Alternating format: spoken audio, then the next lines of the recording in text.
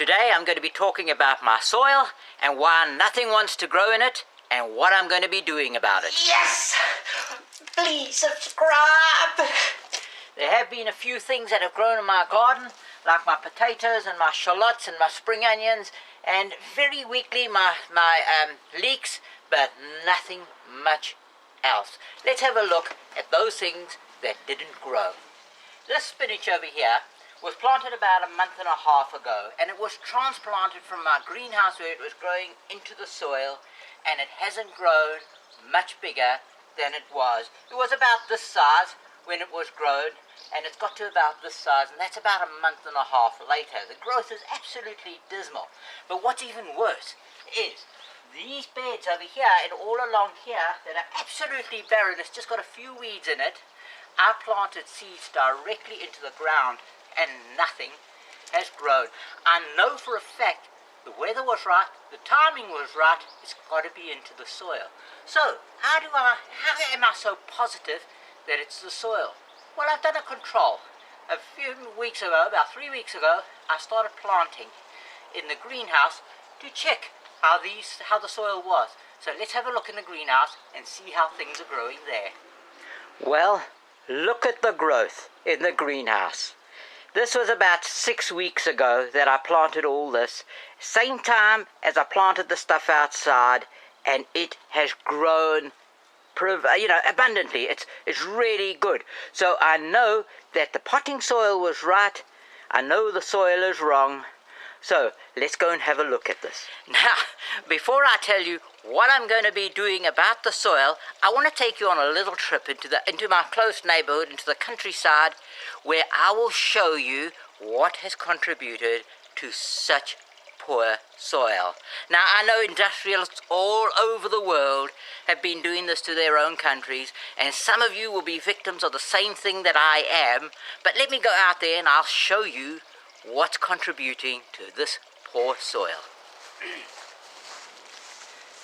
You know, when I came to Britain, I would take walks like this out in the countryside, and I would say, isn't it beautiful that Britain can grow such beautiful landscapes, beautiful grassy leaves with, meadows with flowers in them and the forests behind, and just for our entertainment.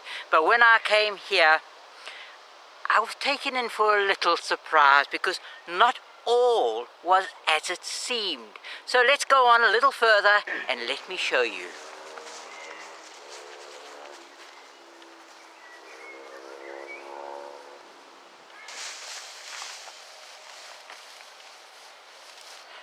You see, dotted around this beautiful meadow and right into the forests around here that they've planted, you get these black containers. Now, I was curious about these black containers, so I came to have a look, and this is what I saw. I saw this, hydrogen sulfide, poisonous gas, may be present. So what does this all mean?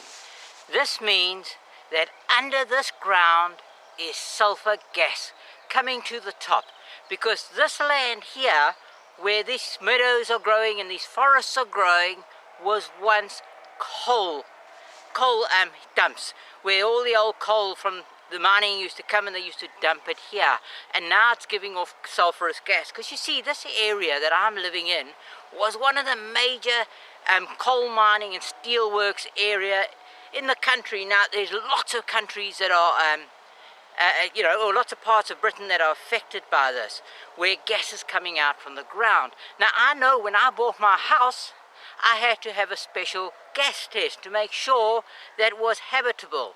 This area, where they've got this beautiful meadows growing, is not considered habitable. It's uninhabitable. So they're trying to regenerate the ground, and this is good news on the whole, but bad news for what has happened in the past. All the sulfur gas rising up has rained down in the form of acid rain, especially in the 70s, when it was all the hype of acid rain falling down and destroying the country.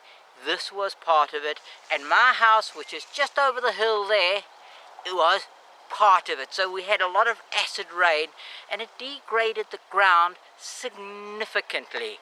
and now we have to try and build it up. But let's carry on. This is really interesting. Let's go and have another look elsewhere, and let's see where those allotments are. Just over here in front of my camera, you can see some pipes coming out of the ground. Now, this is where we're standing at the moment on the hill in this meadowed area where they're trying to reclaim the land, and all the gas is going out into that little container and getting piped elsewhere. Now, just beyond that, we've got a railway line that's sunken a bit further down, and just across the railway line, we get the allotments. In Britain, the waiting list for a allotment site runs into years. There are hundreds and hundreds of people, thousands, waiting to get onto allotments. But in my area, this allotment site is completely abandoned. There's not a single person on this allotment site. It's registered with the allotments with my council. Anybody can come and take it up.